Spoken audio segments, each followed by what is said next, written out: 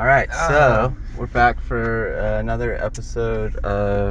We just saw Mad Max. Yeah, we have our first two backseat guests. Yes, we do. We saw Mad Max, and we have Daniel Lachman and Erica Falbaum with us. Hi.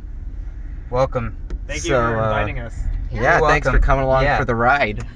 That works on two levels. Mad Max Fury Road. It is... hotly anticipated. Hot movie. Real hot. Yes. A fun fact. We're not the first people to review this. This movie has a 99% rating on Rotten Tomatoes. If you don't know, that's very good. Oscar movies don't even get that kind of... That's very difficult to achieve. A lot of movies on Rotten Tomatoes get really good ratings when they first come out, though. That's true. Devil's advocate. That's true. But I only found one bad review so far. 99 though. And this is like an action blockbuster. Like, this stuff gets torn apart. I've never seen a 99 personally. Yeah. I really What don't. was the think one I bad have. review? It was some guy, San Francisco Chronicle. Probably just had a stick up his butt. San Francisco Chronicle. Yeah. Mad Max Fury Road is... It's a love letter to a chainsaw. And it's 2 hours of nonstop chaos and destruction that, when all ended, honestly, I felt it was over all too soon. Like, I could have gone 2 hours more. It was insane. It didn't feel like 2 hours. It didn't. It felt like one huge scene. Yeah. It was pretty much all done essentially in one A lot day. of real stunts and everything. Like, I mean, there's a lot of CG too, but I mean, there was a lot. I really appreciated the attention to detail and the quality of the stunt work and everything. Like, it was just an amazing spectacle. Yeah, I feel like I got just punched in the face in a really good way.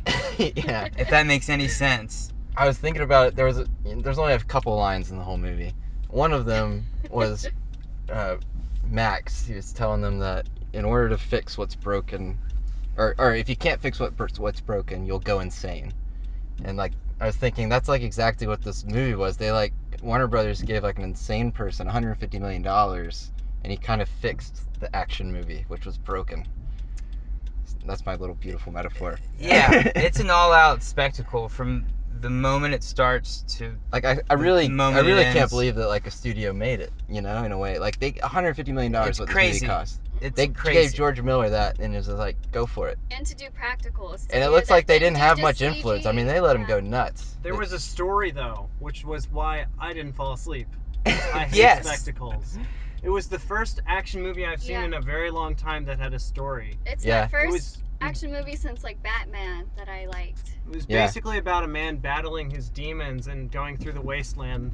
Right. In a way, dealing with it through his actions and many other characters. Which I thought was a nice twist too, because, you know, Max kind of starts out this movie kind of insane.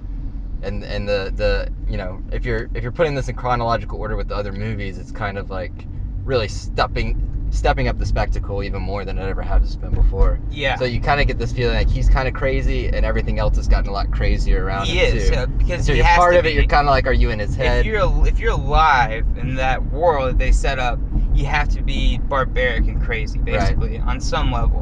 Which has kind of always been the Max character's story, is that he can just keep surviving and taking it, even though a lot of the time, and the prior films and this film, he didn't necessarily know what he was doing it for. I mean, he really has no motivation other than just like he says from the get-go, to keep living. I mean, survive.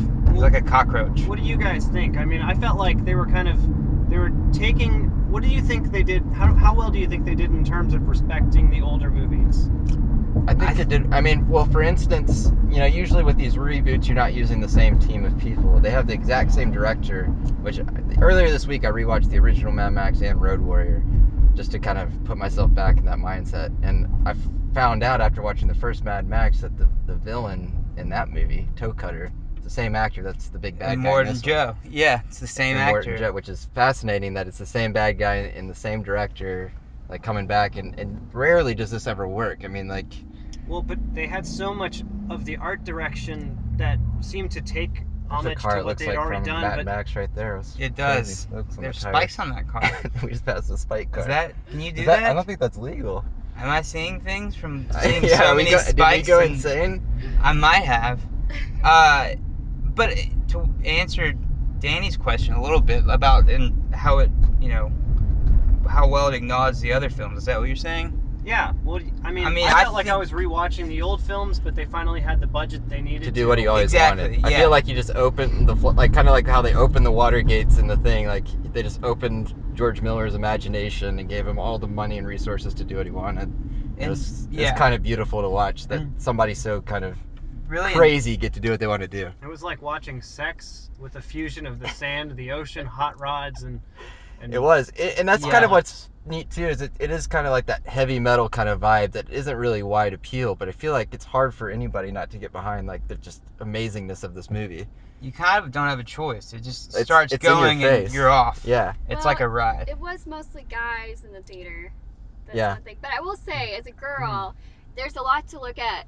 You know, as far as like costumes and makeup and hair, like the whole picture is just like it's beautiful and every detail is amazing. So if you're a girl, go and see it, even though it's like just a guy movie. It was pretty gross though, wasn't it? But it was sort of like it was beautifully twisted though. Yeah, I mean, they thought out that world so well. They had like the weirdest little details. The attention to detail is what sold it. That's what made it memorable. Like I want to go back and watch it again because these quick little glimpses of like these deformed people and like the women breastfeeding, like they all like live off of milk. It is such a twisted world. And the guy with the little nose, mastermind. The nose necklace thing. Yeah, it's so messed up with the nipple chains. Yeah. It's like every detail. It's so twisted, but it's so amazing to look at. Like I've never like been so like in awe of things that are so disgusting. Yeah. Right. Yeah. And it's so amazing that they put all these pieces together. And I want to know more about like those little infrastructures like he set up like that allude to this giant world behind them. There's different clans and like I kind of assumed that it wouldn't really go into that kind of detail with their world building and everything, but they did a really fine job of it. You know, I was just expecting a crazy action sequence. It's weird with the amount of stuff you're left with because you aren't really aware of it because it's all happening so fast. Mm-hmm. Yeah. But you leave and then you think back and you realize there's more peppered in there. You know. I kind of feel like I was like just in a car wreck or something. It's like afterwards you kind of like reflecting on what just happened. Yeah. You just got slammed with all this stuff. You know, a lot of times I think that when I watch an action film, I feel highly dissatisfied afterwards. Like I felt like not much was achieved. Like, I don't know, the Hulk just throwing stuff around doesn't really mean a lot when the Hulk doesn't really give a shit. But in this movie, I felt like Mad Max and the other characters really had motivation. And when they were destroying things, they were working through things. And that was sort of what made it click. And what's nice about that, too, is they don't, like I said, there's not a lot of dialogue in this movie. It's largely these themes are carried out kind of really well just through action. Yeah, and I think the strongest film up to this one in the entire series was the second one. Right. With really had probably the most minimal dialogue out of the first and third. Yeah. Sorry if I'm getting too far into it there, but the first one, it has his backstory and everything, but the second one, you know all you need to know because he's just completely alone and there's hardly any dialogue, and that was, I felt, the strongest by far out of the first three. This one's, the one that you need to see though. It just it's so different too. Like I don't think you can rank this with the ones from the 80s. It's just sort of amazing. Right. Also in context too, like before the movie starts, you're watching trailers for all kinds of reboots like Terminator, like Jurassic Park, all these movies. Jim and the holograms. It was. Yeah. You get all these trailers, and even like Spielberg's like work. He's executive producer on Jurassic World or whatever, and they put in a big title and everything. But it's like, God, that just doesn't excite me. Like. It just looks like they're not capturing the spirit the way like this captures the spirit of what they're doing. Anymore. They're like 3 in a row. I know there was like Jurassic World, and I was thinking, go see the original if you want my opinion. And then the Terminator one. That's we'll be reviewing Jurassic World in a few weeks. Yes, go see the original, and maybe I'm wrong about both. And then I want to say one more. Where it's like another Terminator. And then there's one that they're making based off this documentary, Man on Wire. Yeah, I was thinking, go see the documentary. It was a great documentary. It was, but it was like I saw all these. And I couldn't help but laugh in the trailer for that movie when the text is coming across the screen, it's going up the World Trade Center tower. It's like in 3D. It's like that's not what's great about that story. But no, it's really not. You missed the point. You guys are. That's all right. I got it. What do you think? Was there anything you guys saw that maybe wasn't very good? Like little parts where you were like, It's hard for me to nitpick this one because I think I just, in so much appreciation that it got made. Like I've noticed a trend, and this is a Warner Brothers movie, and every once in a while they do this where they give like a lot of money to like a director to do like a crazy thing. Like they did it with Where the Wild Things Are a few years back, and that was a box office bomb, but they made something kind of beautiful and just trusted somebody to do something crazy. And of course they did it, they trusted Christopher Nolan with Batman, which was huge success. So every once in a while they like take a bold director and put a lot of money behind them, and I feel like this is another one of those examples. It's like, I'm glad they do that because you don't see it very much. And I knew going in, a lot of people said it was one big chase, the whole film, from what I understood. Right. But knowing that and going into it, it doesn't feel at all gimmicky, though. It doesn't feel like, oh, this is one big chase. Right, that's not why you're going to see it. And we filmed the whole thing. You admire it because of the effects. Like with the Mission Impossible movie, it's like, oh, the new Mission Impossible, the big stunt is he's hanging off the side of a plane. That's what you go to see. Like, this movie it wasn't like you go see it to see the chase, so to speak. I mean, you do, but it works. It's more than that. Yeah, it's a lot more than that. There's happening on the screen than you realize. Like what you guys mentioned. From the attention to the details to the way the characters are going through their own personal struggles, there was a lot to experience on multiple levels, which kept it very entertaining. It's been a really long time too since I've like seen a movie where I wish I could have been on that set. Yeah. Just to be immersed in this world that they've made is amazing. It's impossible to get bored watching that. I love the guy playing guitar. Like he's in it till the end too. He survives forever. You think he's gonna be this he's shredding that guitar, man. But he stays throughout the entire film. Right when you forget he's there, and then he comes swailing the guitar right back Every time you think they were done with somebody, they kept bringing him back. That guy must have been so exhausted. Every time he strums it, flames come out. Which is like what powered the I do appreciate that was like his one job. And there's there's that moment where they're resting and he's sleeping, dangling in his wires like a puppet. If he's awake, he better be playing the flame guitar. That's clearly his job. He was very good at his job. He was. It was kind of weird. I thought how whatever the white-bodied slave clone guy was, his little love affair with the woman, I appreciated that they tried to put it in there, but it felt kind of corny to me. Yeah. I mean, I can see that. It wasn't that substantial. I wish but it wasn't annoying enough for me to really care, I guess, in context. I guess for me it was like he was finally feeling an emotion that he's never felt before in his life when she was giving She was the crutch to turn. They needed somebody to turn him around. He couldn't quite articulate it still. I'm really glad they brought in a bad guy and switched the placing on them instead of just being a bad guy through the whole thing. Oftentimes in all the Mad Maxes, the bad guys are completely 2D, and in this one, it was interesting that they didn't just kill him, and when you first think he's gone, he wasn't gone. He just keeps coming back and goes through a whole arc. It was much beautiful, more compelling for right? that reason. And scary, kind of. Yeah.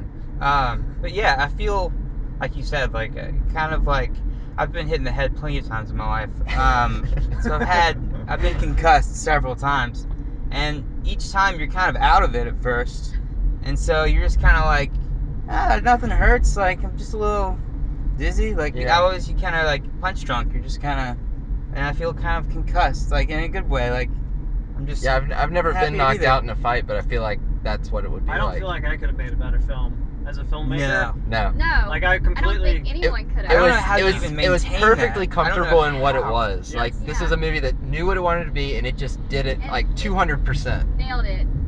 It's it didn't need to be much more than it was. It was what it was, and it's what they set out to do, and they just nailed it. I don't even know how you could be in charge of a film like that and just orchestrate everything. I love to imagine the film executives at Warner Brothers getting dailies and trying to understand what this was. We saw this one already. He's like, no, it's maybe they would have put a little more criticism into it or tried to control it a little more if they but they probably had no idea what the fuck was going on. Just imagine the shot list. How is there a shot list? I wouldn't be able to keep up with where we were. Yeah. It was $150 million well spent. Yes, you see every Which bit is hard. of it you on don't see that very screen. much anymore. Okay, I'll see you later. All right, there he goes. He's hopping out of the car. Thank you for being a guest. We should drive and let him hop out. He just leaves. Yeah, he's done. Here goes Danny. All right, well, that was Mad Max. I'm gonna get out. Erica, thank you for being a guest as well. Yes. You can until we need a sign-off line. I'm just gonna say right Yeah. See you at the movies. See you next time. Pick you up. We'll go for a ride. Okay.